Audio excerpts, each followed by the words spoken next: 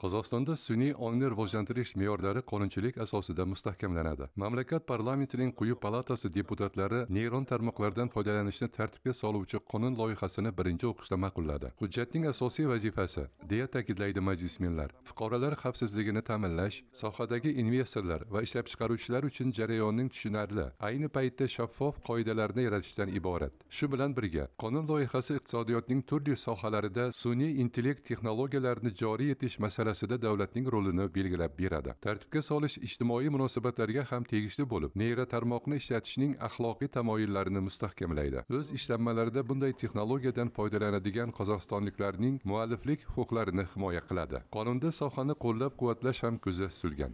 Мемлекет başçısı жасанды интеллектті дамыту мәселесін басымдық етіп бүгін sunib o'tir. Davlat rahbari sun'iy ongni rivojlantirishga alohida ahamiyat qaratgan. Milliy qurultoyning yaqinda bo'lib o'tgan yig'ilishida u mamlakatimizda mazkur sohani rivojlantirishning ahamiyatini ta'kidlab o'tdi. Bugungi kunda sun'iy ong mahsulotlarini qo'llash jadal ravnaq topib borayotganiga qaramay, hozircha faqat ozchilik davlatlarda uni to'laqonli rivojlantirishning huquqiy asosi mavjud. Shu bilan bog'liq holda eng yaxshi xalqaro amaliyotlarni hisobga olib, deputatlarimiz ushbu qonun loyihasini ishlab chiqdi.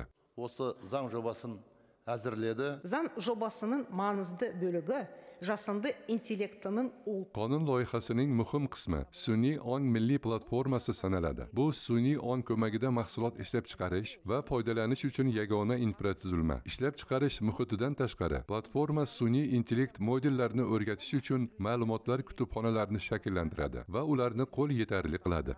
және қамтамасыз етеді.